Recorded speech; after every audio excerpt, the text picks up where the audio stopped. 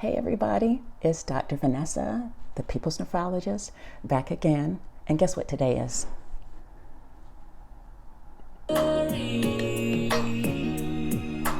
It's our kidney transplant anniversary.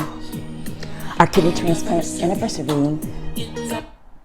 That's right. Today is the 17th anniversary of me giving my left kidney to Robert Phillips, my husband.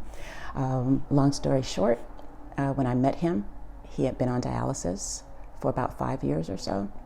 And I was a primary care doctor at the time, but because of our relationship and just me seeing everything that he was going through, as well as how messed up the kidney transplant system is, I decided to donate a kidney and to continue my training and specialize in nephrology, hence the People's Nephrologist. So I write all about this in my book. So if you haven't already, please check it out. If you have, thank you.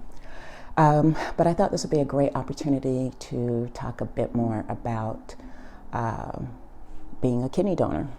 So I think when I first let people know that we matched, a lot of people were just shocked because, oh my God, how crazy is that? I mean, how uncommon, rare they thought it was. But in truth, it's not so hard. Bone marrow transplant, that's different. You pretty much do have to be a perfect match. But for kidney transplant, because the medications are really that good, you really just need to be a compatible blood type. And these days, even if you're not a compatible blood type, they've worked out a system to pair people up so that maybe you can donate to their person and they can donate to your person. So it all works out. And at the time when we had surgery, they used to look at 6 particular markers on our white blood cells. Those are the cells that really, part of the blood that really come out to fight off anything that's foreign, and by fight off, kill it. So ideally, you would have all 6 of those in common. We only had one. We only had one in common. And sometime after that, they started looking at 9 markers, and we only had 1 more of those in common. So that was 2 out of 9 places that we matched, and still we're doing great 17 years later. And the other bit of information that people wonder about is if you can give across races. My husband is black, I'm black, and but it wouldn't matter. It wouldn't matter if we were different races. And I know a lot of people believe this because scientists and medical people have behaved as if race is so important that there's some biological meaning in it, but in truth, it's not. Sadly, a lot of things have filtered into medical practice, how we make decisions. I wrote a lot about that in the book, but there's a lot that's been going on in the last couple of years with folks really working hard to undo all of that. And if you want to find out a little bit more on the race thing, particularly around kidney function, you can also check out my website, thenephrologist.com. I wrote a piece for my blog to be basically complimentary for this video today. So do check it out.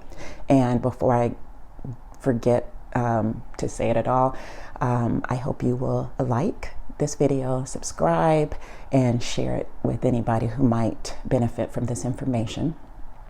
And feel free to reach out to me. You can contact me through my website and comment on this video and let me know if you have any particular questions.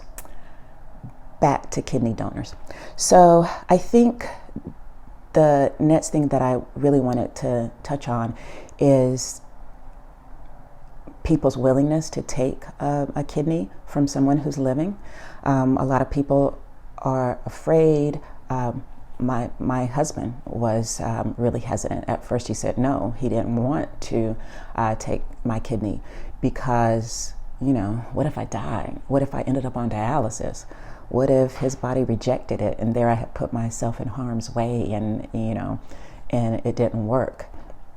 And those are all realities, but the risk of those are really, really low.